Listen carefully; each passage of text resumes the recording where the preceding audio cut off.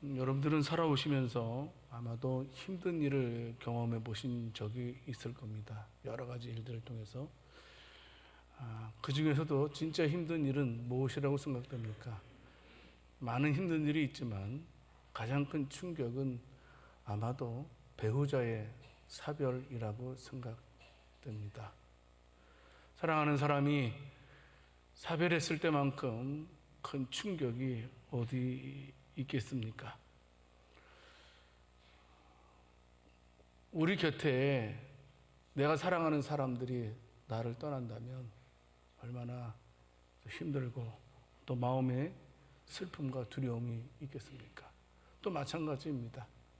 내가 먼저 천국에 가게 되면 이 땅에 남아있는 사랑하는 사람들도 심히 슬픔과 또 두려움 속에서 살아가게 될 것입니다. 성도 여러분, 분명한 것은 언젠가는 우리가 헤어진다라는 겁니다. 안 헤어질 수 없다라는 겁니다. 내가 사랑하는 사람과 헤어지고 또 언젠가는 그들도 내 곁을 떠나야 된다라는 사실을 어느 누구도 부인할 수 없습니다. 인간은요, 슬픔 속에서 살 수밖에 없는 게 인간이다 하는 것을 알게 됩니다. 우리가 발버둥 치지만 결국은 남는 것은 모세의 고백처럼 수고와 슬픔밖에 없는 것이 인생이 아닌가 싶습니다. 오늘 본문 말씀을 통해서도 특별히 젊은 가정이 있는데 그만 의지하는 남동생이 먼저 이제 죽음을 당하게 된 사건이 기록되어 있습니다. 결혼도 안 했습니다. 청년이라고 말을 해도 될까요? 나사로라는 청년이 죽음을 당하는 사건이 기록되어 있습니다. 그러니까 믿고 있던 남동생이 죽으니까 누이들이 얼마나 당황되겠습니까? 얼마나 앞으로 닥쳐올 일에 대해서 두려움도 많이 있었을 거라고 생각됩니다. 그래서 오늘 본문 말씀 요한복음 11장 21절 말씀을 통해서 보게 되면 이 마르다가 예수님께 불평 아닌 불평을 하는 모습도 기록되어져 있습니다. 예수님 좀 일찍 오시지요. 만약에 예수님께서 여기 계셨더라면 내 오라비는 죽지 아니했을 텐데 진작에 좀 오시지요 하면서 예수님을 원망하는 모습까지도 볼 수 있습니다. 성도 여러분, 그렇습니다. 우리 인생은요, 죽음과 이별의 운명을 가지고 살아가는 것이 인생이다라는 사실 꼭 우리는 먼저 알고 있어야 됩니다. 여러분, 그런데 죽음과 인생의 짐을, 이별의 짐을 가지고 살아가는 저와 여러분들에게 오늘 말씀은 예수님께서 소망이 되어주시는 이 장면을 볼 수가 있습니다. 즉 예수님께서 죽은 나사로를 살리셨다는 겁니다. 살리셔서 마르다와 마리아 그리고 주변 사람들에게 큰 희망이 되도록 해주신 사건을 우리가 오늘 읽었습니다. 죽은 나사로를 살리시는 예수님을 통해서 우리는 예수님이 어떤 분인지를 오늘도 알게 됩니다. 오늘 말씀을 통해서 알게 되는 예수님은 첫 번째로 예수님은 바로 생명과 부활의 주관자가 되신다라는 사실입니다. 예수님께서 마르다에게 요한복음 1장 23절 말씀에서 선언을 하십니다. 네 오라비가 다시 살아나리라. 네 오라비가 다시 살아나네. 내가 살려주겠다라는 말씀이죠. 여러분, 그런데 죽었던 사람을 다시 살릴 수 있겠습니까? 그렇지 않습니까? 이거는 보통 인간으로서는 믿기 어려운 일이 아닐 수가 없습니다. 사람들은 다 경험한 거 의지하잖아요. 또 객관적으로 증명된 거에 대해서는 쉽게 받아들이지만 증명되지 않은 것, 내가 경험하지 않은 것에 대해서는 이렇게 받아들이기는 쉽지 않지 않습니까? 하여튼 예수님께서 그렇게 말씀하셨으면 마르다도 마리아도 예수님 말씀에 예 믿습니다라고 이렇게 우리 오라비 살려주실 줄 믿습니다. 지금 당장 이렇게 해야 되는데 그렇게 하지 않았던 것 같습니다. 여러분, 우리들도요 마르다의 모습을 저와 여러분들의 모습에서도 살펴볼 수 있습니다. 여러분, 우리들도 매일매일 하나님의 약속의 말씀을 듣지 않습니까? 그 약속의 말씀을 우리가 우리의 실제 삶에서 우리가 적용해야 되잖아요. 그런데 우리의 경험이 하나님의 말씀을 가로막을 때도 종종 있는지 모릅니다. 때로는 우리가 하나님의 말씀에 대해서 분석하고 평가하고 판단할 때도 있다라는 사실입니다.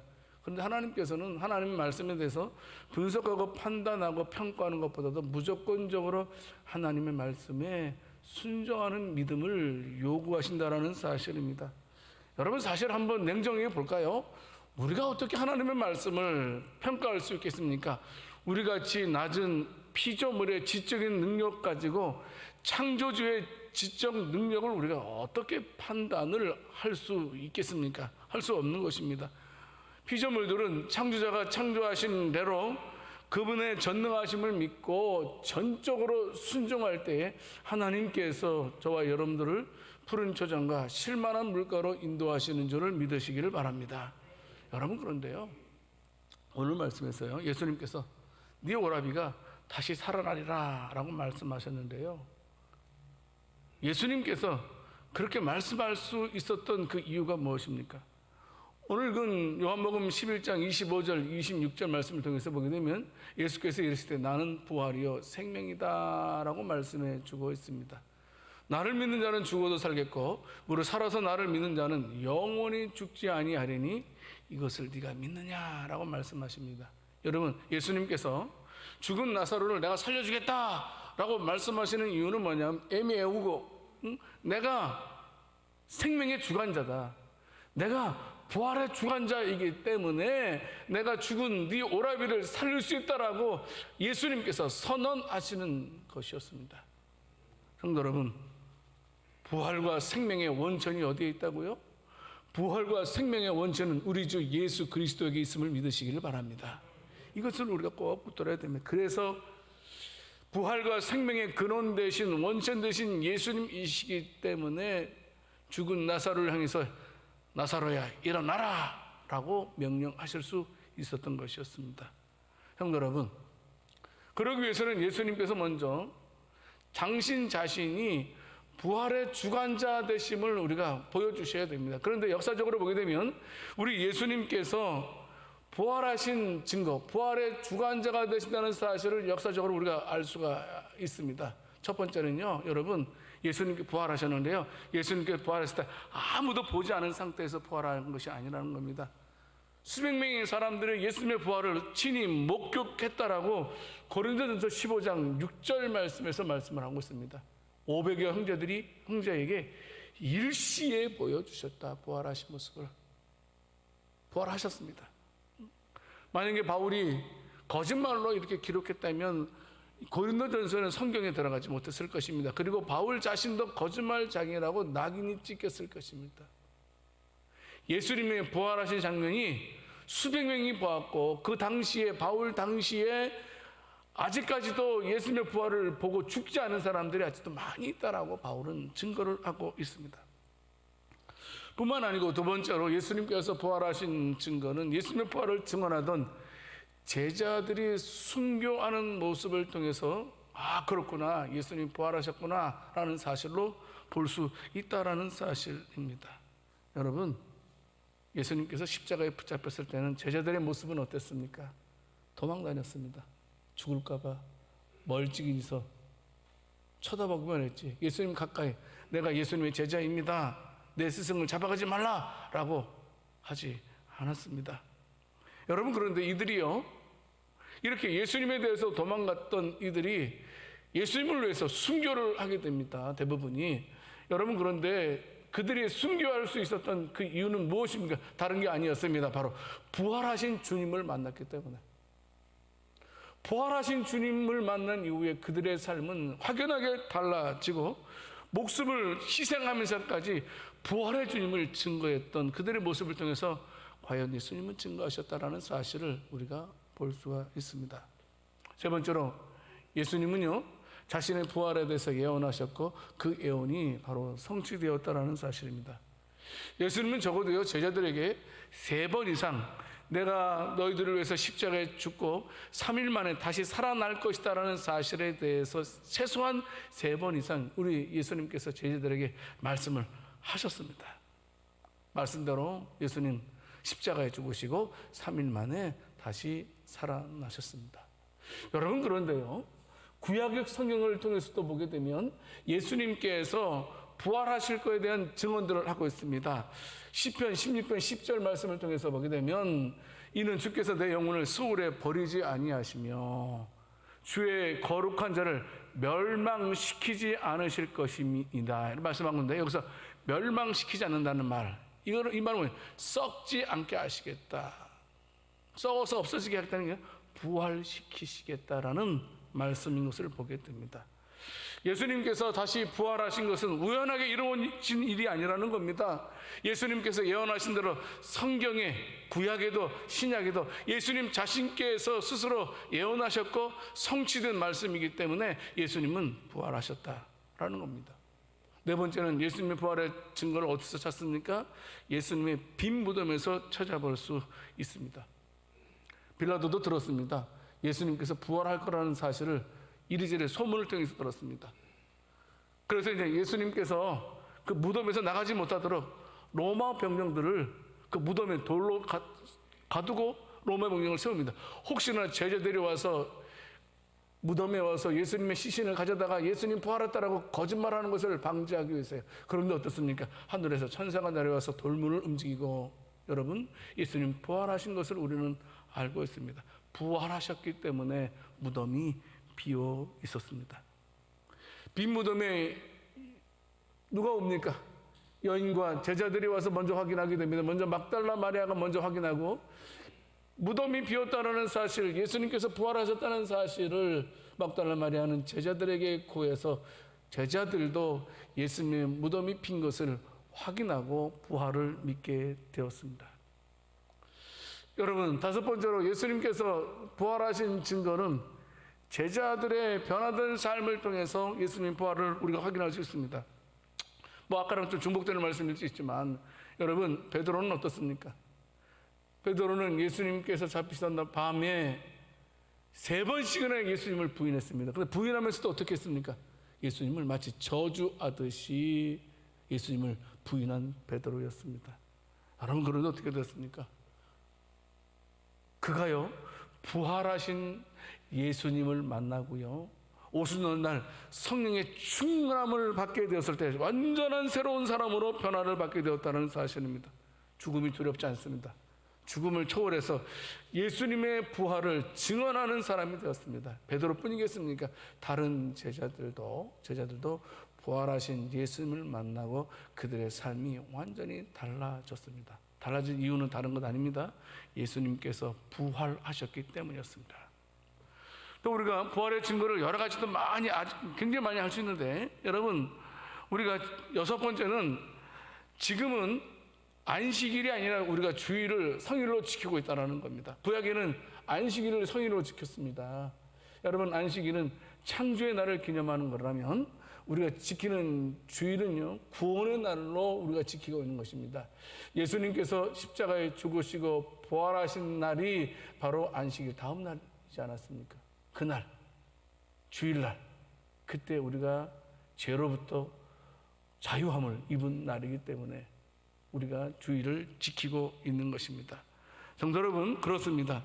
바로 우리가 성도들이 이제까지 수천 년 동안 주일을 지키면서 하나님께 예배 드린다는 것은 바로 예수님께서 부활하실 것을 믿기 때문에 수천 년 동안 셀 수 없는 믿음의 형제들이 하나님께 주일날 예배를 드렸다라는 사실입니다.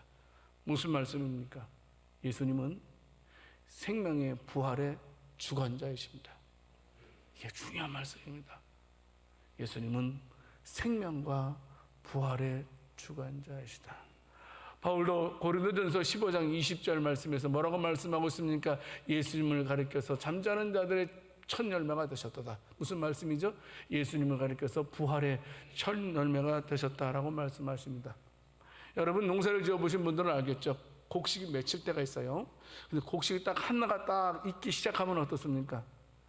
하나가 익기 시작하면 계속해서 줄줄이 쭉 곡식이 맺고 있는 것을 보게 됩니다. 예수님께서 부활의 첫 열매가 되셨다는 말씀은 무슨 말씀이냐면 예수님께서 우리의 부활의 보증이 되어 주신다는 겁니다. 내가 부활한 것처럼 너도 부활할 것이다 라고 보증해 주는 것이 바로 부활의 첫 열매라는 사실입니다. 성도 여러분, 저와 여러분들도 예수님께서 부활하신 것처럼 부활하실 줄 믿으시기 바랍니다. 고린도전서 15장 21절 말씀을 통해서 보게 되면 원래 인류 역사에는 사망이라는 게 없었어요. 그런데 언제부터 사망이 생겼습니까? 첫 번째 아담이 하나님께 범죄한 그 이후로 사망이 이 땅에 들어왔고 그것이 엄연한 사실로 모든 사람들은 다 인정하고 있습니다. 믿든 안 믿든 다 사람은 죽는다는 사실에 대해서는 인정하고 있습니다.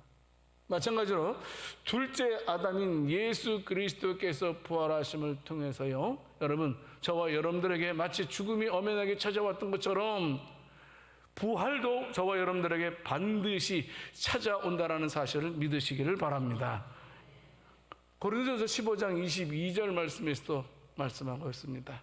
여러분, 반드시 그리스도 예수 안에서 부활이 있을 거다라고 말씀하고 있습니다. 강조하는 게 있죠.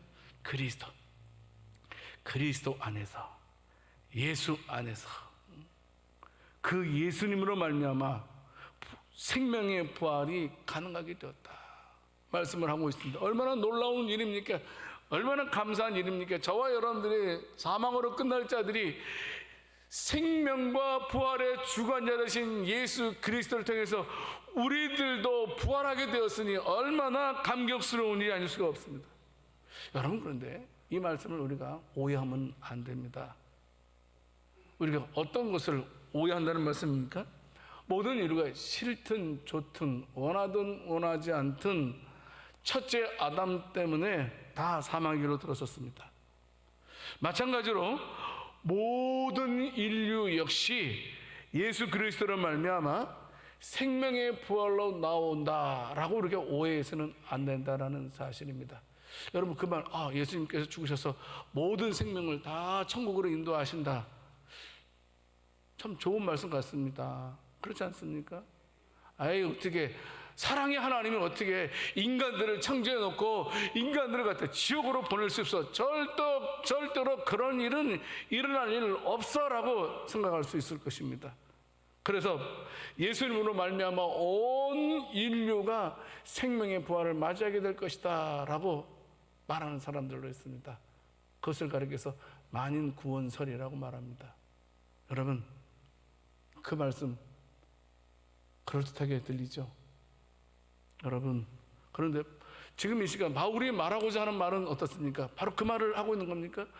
예수님으로 말미암아 모든 인류의 사람이 다 생명의 부활을 한다는 사실을 바울이 말하고 있는 겁니까? 아닙니다. 아니, 어떤 면에서 바울이 말하고 있는 것은 정반대 것을 말하고 있는 것입니다. 모든 사람들이 생명의 부활로 나오는 것이 아니고 오직 그리스도 안에 있는 자만이 생명의 부활로 나온다라고 지금 바울이 말하고 있는 것입니다. 오직 그리스도 예수 안에 있는 자만이. 그래서 지금 바울이 지금 100번, 1000번, 10,000번 지금 예수님을 강조를 하고 있는 것입니다. 여러분, 고린도전서 15장 23절 말씀을 통해서 우리가 확인할 수 있습니다. 어떤 자가요? 그리스도에게 속한 자가 바로 생명의 부활을 한다라고 바울은 말하고 있습니다. 아니, 하나님 말씀하고 있죠. 그리스도에게 속한 자만이 바로 생명의 부활을 할 수 있다 말씀하고 있습니다. 여러분, 그리스도에게 속한다라는 말은요, 옛날 개역 한글판에 보니까 그리스도에게 붙은 것, 그리스도에게 붙은 자, 또 로마서를 빌려서 설명한다면 그리스도에게 접붙임한 자, 그리스도에게 접붙임한 자만 생명의 부활을 할 수 있다라고 말씀을 하고 있는 것입니다. 그래서 바울은 전에는 그 예수님에 대해서 좋게 생각지 않았잖아요. 그래서 예수 믿는 사람들이 싫어가지고 예수 믿는 사람을 잡아다가 옥에 가두고 죽이는 일을 전무했던 바울 아닙니까? 근데 그 비밀을 깨닫고 난 이후에 바뀌게 되잖아요. 빌립보서 3장 8절 9절 말씀에서 전에는 자랑할 것이 얼마나 많이 있는지 몰라요. 학연, 지연, 혈연. 여러분 바울만큼 이 모든 것들이 탁월한 사람이 없어요, 사실이요. 그런데 예수님을 만나고 나니까 진짜 이런 것들이 나를 구원하는 것이 아니고 오직 나를 구원하는 것은 예수님밖에 없다라는 사실을 깨달은 이후에 뭐라 그랬어요? 모든 것을 배설물로 여겼다라고 말씀을 하고 있습니다. 그러면서 오직 그리스도를 믿음으로 말미암은 것이니 곧 믿음으로 하나님께로부터 난 의다. 예수님을 통해서 예수님께서 나를 위해서 십자가에 죽으심으로 말미암아 내가 그를 믿었을 때 하나님의 의가 나한테 전가되어서 내가 의롭게 되었다. 내가 이제까지 자랑했던 이 모든 것들이 나를 의롭게 한 것이 아니고 나를 의롭게 한 것은 바로 예수님을 믿는 그 믿음이 나를 의롭게 했다. 그래서 나는 예수님을 자랑한다. 이 세상의 어떤 것보다도 예수님만을 자랑한다라고 외치는 것이 바로 사도 바울의 고백이었던 것입니다. 성도 여러분, 생명의 부활의 주관자가 예수님이심을 믿으시기 바랍니다. 부활의 첫 열매 되신 예수님을 통해서 예수님을 믿는 저와 여러분들도 이제 이 땅에서 죽으면 끝나는 것이 아니고 영생의 부활을 하는 줄을 믿으시기 바랍니다. 예, 물론 예수님 믿지 않아도 부활합니다. 하지만 우리와 부활한 것은 틀립니다. 우리들은 생명의 부활을 한다면 예수님 믿지 않는 사람들은 영벌의 부활을 하게 될 것입니다. 아무쪼록 저와 여러분들은 예수 그리스도를 통해서 생명의 부활에 참여하는 복된 저와 여러분들이 다 될 수 있기를 살아계신 주님의 이름으로 축원합니다. 두 번째로 부활하신 예수님, 생명과 부활의 주관자 되신 예수님은 전 인류의 영원하신 왕이라는 사실을 우리는 꼭 기억해야 됩니다. 여러분 고린도전서 15장 25절 말씀을 통해서 보게 되면 그가 모든 원수를 그 발 아래에 둘 때까지 반드시 왕 노릇 하시리니 이렇게 말씀하고 있습니다. 이거 굉장히 중요한 말씀입니다. 이 말씀은요. 또 굉장히 또 이 말씀을 깊이 음미하면요 굉장히 은혜가 되는 말씀이기도 하고 감사가 되는 말씀이기도 한다라는 겁니다. 여러분 예수님께서 십자가에 달리신 것 그것만큼 위대한 일이 없겠어요. 예, 그것도 중요한 일입니다. 예수님께서 부활하신 것도 중요합니다. 예수님께서 승천하신 것도 중요합니다. 예수님께서 재림하시는 것도 우리에겐 너무나 중요한 일이고 위대한 일이면 틀림이 없습니다. 예, 맞습니다. 예수님은 바로 다시 이 땅에 재림하실 것입니다. 이 땅에 심판하시러 다시 오실 분입니다. 여러분 그런데요 문제는 뭐냐 하면 예수님께서 십자가에 죽으시고 부활하셨어요. 그리고 승천하셨어요. 그리고 재림하신다고 그랬어요. 문제는 뭐냐면 예수님께서 승천하시고 재림하실 때 그 공백입니다. 그 사이 그 공백 기간에 예수님과 우리와의 관계, 그 공백 기간에 예수님과 세상과의 관계가 어떠냐 하는 것입니다. 여러분 우리가 너무나 쉽게 잘 알고 있듯이 예수님께서 십자가에 죽으시고 부활하시고 승천하셔서 지금 어디에 계세요? 하나님 보좌 우편에 앉아 계신다라는 말씀 우리가 많이 들었습니다. 여러분 그럼 하나님 보좌 우편에 앉아 계셔서 가만히 쉬고 계시는 겁니까? 여러분 예수님께서 이제 좀 있으면 너는 하나님으로부터 세상을 심판하라고 명령하실 거예요. 그럼 명령하실 때까지 그냥 침묵으로 기다리기만, 그래서 세상이 돌아가는 일을 구경만 하고 계실 걸까요? 여러분 아닙니다. 예수님은요 분명하게 말씀하고 있습니다. 예수님께서 승천하시고 재림하시는 기간에도요 반드시 왕 노릇 하신다라는 사실입니다. 이게 굉장히 중요한 말씀입니다. 왕 노릇 하신다는 말씀은 무슨 말이에요? 왕 노릇 통치한다는 말이에요. 이 세상을 다스린다는 말이에요. 우리의 모든 생사화복을 주장하시는 분이 바로 우리 주님이라는 사실을 우리가 있다는 겁니다. 그 주님은 절대로 여러분 하나님 보좌 우편에 앉으셔서 그냥 우리가 고생하는 거 보고만 있는 방관자가 아니라는 사실입니다. 여러분 우리가 너무나 잘 알고 있듯이 예수님께서 십자가에 죽으시고 승천하시기 직전에 마태복음 28장 18절에서 20절 말씀을 그레이트 커미션 말씀을 하지 않았습니까? 무엇이었습니까? 예수님은 어떤 분이십니까? 예수님은 하나님으로부터 하늘과 땅의 모든 권세를 받으신 분이신데요, 하늘과 땅의 모든 권세를 가지신 그분이 20절 마지막 부분에 보게 되면 뭐라고 했습니까? 그분이 세상 끝날까지 누구와? 너희와 항상 함께 있으리라. 그러니까 하나님 보좌 우편에서 그냥 쉬고 계신 분이 아니고 하늘과 땅의 모든 권세를 가지신 그분이 지금도 우리를 지켜보시고 지금도 우리와 함께 하고 있음을 믿으시기를 바랍니다. 성도 여러분, 그런데요, 나는 그 통치자이신 예수님에 대해서 우리가 어떤 태도를 취하고 있느냐는 겁니다. 예수님은 우리에게 기도할 때만 혹시 필요한 분은 아닙니까? 혹시 예수님 우리 거절하기는 그렇고 그냥 내 삶의 어떤 손님으로서 내지는 그냥 방청자로서, 내 인생의 방청자로서만 혹시 생각하지는 않습니까? 여러분, 내 인생의 체험에는, 회장은요, 주님이 되어야 된다는 겁니다. 그게 주님의 다스림을 받는 겁니다. 근데 우리는 어떻습니까? 모든 것을 결정할 때 우리 주님께서 땅 이렇게 해주셔야 되는데, 여러분, 우리가 모든 일에 있어 내가 땅 친다는 겁니다. 무슨 말입니까?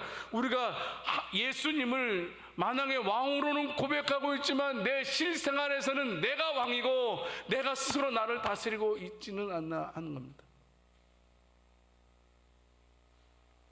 성도 여러분, 부활의 주님은 내 삶의 주인이시고 통치자 되신다 그랬습니다. 여러분, 생명의 부활의 주관자 되신 그분의 다스림을 받아야지만 여러분, 우리가 이 땅에서도 의와 희락과 화평으로 충만케 되는 줄을 믿으시기를 바랍니다. 예수님 다스림 받아야 됩니다. 예수님께서 체험인이 되셔야 된다라는 사실입니다. 그래서 시인하는 게 굉장히 중요합니다. 왕이신 나의 하나님, 내가 주를 높이고 영원히 주를 성숙하면서 찬양하면서 가겠습니다. 내가 주님만을 찬양하면서, 왕 대신 주님만을 찬양하면서 내가 그분의 다스림을 받으며 그분의 인도하심을 받겠습니다라고 시인하고 고백할 수 있는 저와 여러분들이 다 될 수 있기를 원합니다. 그래야지만 진정한 그리스도인들이 될 수 있는 것입니다. 고린도전서 15장 4절 말씀을 보게 되면 예수님께서는 성경대로 부활하셨습니다. 성경대로 예수님 재림하실 거라는 사실입니다. 예수님께서 이 땅에 오실 것이다 라는 사실이 성경에 약 한 350번이 기록되어 있다면 예수님의 재림에 대해서 약 380번 회 정도 기록이 되어져 있습니다. 예수님 오신다는 겁니다. 반드시 오신다는 겁니다. 그런데 그때가 가까워온 것 같습니다. 가깝다는 근거는 무엇입니까? 마태복음 24장에 보게 되면 말세에 벌어질 상황에 대해서 말씀하고 있지 않습니까? 지진이 나고 전쟁이 나고 기근이 일어나고 재난, 불법이 성행하고 거짓 선지자들이 등장할 것에 대해서 말씀하고 있지 않습니까? 그대로 다 되고 있습니다. 예수님의 재림이 멀지 않았습니다. 성도 여러분, 누구든지 주의 이름을 믿는 자는 구원을 받게 될 것이고 누구든지 주의 이름을 부르는 자들에게 하나님께서 영원한 생명을 주시는 줄을 믿으시기를 바랍니다. 우리에겐 소망이 없습니다. 요한복음 11장 17절 18절 말씀, 나사로가 죽은 지 벌써 나흘이 되었다고 합니다. 나사로 자체에도 희망이 없는 것을 말씀하고 있는 거예요. 요한복음 11장 39절 말씀을 통해서 보게 되면 인간이 어떤지를 가르쳐주고 있습니다. 나흘이 지나니까 몸이 썩기 시작했다. 그래서 냄새가 나기 시작했다라고 말씀하고 있습니다. 전혀 소망 없는 것이 나사라, 곧 우리들이라는 사실을 말씀해주고 있는 것입니다. 그럼 나사로뿐인가요? 아닙니다. 요한복음 11장 18절 말씀해 보게 되면 베다니아는 예루살렘에서 가깝다. 약 한 5리쯤 된다. 그러니까 약 한 3km 정도 되는데 여기서 강조하고 있는 것은 예루살렘입니다. 예루살렘 누가 있습니까? 종교 지도자들이 많이 있습니다. 그들에게도 소망이 없다라는 사실을 말씀하고 있는 것입니다. 누구든지. 그뿐이겠습니까? 요한복음 11장 19절 말씀에 보게 되면 나사로가 죽었을 때에 많은 사람들이 조문을 했다라고 말씀을 하고 있습니다. 종교 지도자뿐만이 아니고 죽은 나사로를 조문하기 위한 모든 수많은 사람들도 희망이 없는 자들이라는 사실을 말씀하고 있습니다. 위로는 할 수는 있지만 살릴 수 있는 능력이 우리 인간들에게는 하나도 없다. 종교 지도자들에게도, 친한 친척들도, 본인 당사자도 죽음의 권세를 이길 수 있는 사람은 이 땅에 한 사람도 없다라는 사실을 말씀을 하고 있는 것입니다. 여러분 인정하십시오. 여러분 초상집에 가게 되면 꼭 식사를 합니다. 조금이나마 대화도 할 수 있고 위로를 해줄 수 있기 때문입니다. 유대인들은요, 초상집에 가게 되면요, 3가지 음식을 준비한다 그러네요. 보니까 동그란 빵, 그리고 계란, 그리고 또 둥근 렌즈콩이라는 게 있어요. 제가 사전을 찾아보니까 이렇게 넓적하면서 동그란 거 있어요. 동그랗다는 말은 무슨 말이에요? 굴러간다는 거잖아요. 죽음으로 굴러가는 것이 인생이다. 절망으로 굴러가는 것이 인생이다라는 사실을 깨닫게 하기 위해서 그렇게 아마도 그런 둥근 음식을 준비하는 것 같습니다. 그런 소망이 없는 저와 여러분들에게 생명과 부활의 주관자이신 예수 그리스도를 우리들에게 보내주신 것에 대해서 감격할 수 있는 저와 여러분들이 될 수 있기를 원합니다. 그분을 붙들어야 됩니다. 그런데요, 오늘 본문 요한복음 11장 25절 26절입니다. 굉장히 중요한 말씀입니다. 오늘 본문의 가장 중요한 말씀입니다. 같이 너무나 중요하니까 같이 한번 큰 소리로 한번 읽어보겠습니다. 예수께서 이르시되 나는 부활이요 생명이니 나를 믿는 자는 죽어도 살겠고 무릇 살아서 나를 믿는 자는 영원히 죽지 아니니 이것을 네가 믿느냐. 아멘. 여러분, 예수님 부활의 첫 열매 되십니다. 예수님 부활의 주관자이십니다. 근데 그것을 예수님 묻고 있습니다. 그걸 네가 믿느냐? 이 시간 하나님께서 저와 여러분들에게 묻고 계십니다. 예수님께서 부활의 첫 열매 돼서 예수님께서 부활하신 것처럼 너도 부활할 것을 믿느냐? 주님께서 묻고 계신다는 사실입니다. 여러분, 이 질문에 대한 대답 여하에 따라서 우리의 삶은 달라지게 될 것입니다. 주님 믿습니다. 부활하신 것, 또 부활하실 줄 제가 믿습니다라고 이렇게 말하는 자들이 되어야 된다는 겁니다. 우리는 신중하게 대답해야 됩니다. 우리가 부활의 주님을 인정하면서도 진정한 의결권은 내가 결정하는 것에 대해서 우리는 고쳐가야 된다는 사실입니다. 마르다가 고백한 것처럼요, 요한복음 11장 27절 말씀에서 뭐라고 말씀하고 있습니까? 예, 제가 믿습니다. 예수님이 나의 부활이고 나의 생명이 되는 것 제가 믿습니다. 예수님은 그리스도시고 하나님의 아들인 것을 내가 믿습니다 라고 고백을 하고 있는 것입니다. 성도 여러분, 저와 여러분들도 마리아의 고백이, 마르다의 고백이 저와 여러분들의 고백이 될 수 있기를 살아계신 주님의 이름으로 축원합니다. 어떤 일이 있더라도 예수님은 생명의 부활의 주관자이시다. 예수님은 부활의 첫 열매 되시고 예수님은 다시 재림하실 때까지, 부활하신 그분은 재림하실 때까지 이 세상의 왕으로 통치하시는 분이라는 사실을 명심하고 항상 부활의 주님 되신 예수님의 그늘 아래서 그분의 통치를 받으면서 그분의 다스림을 받으면서 살아갈 수 있는 복된 저와 여러분들이 다 될 수 있기를 살아계신 주님의 이름으로 축원합니다. 하나님 아버지, 이제 우리가 부활의 소망을 가지고 이 세상을 살아가게 하시고 죽음과 이별을 극복할 수 있는 저희들 되게 해 주시옵소서. 우리 성도들 부활할 것을 믿고 승리의 삶을 살아가게 하실 줄 믿고 우리 주 예수 그리스도 이름으로 기도드립니다. 아멘.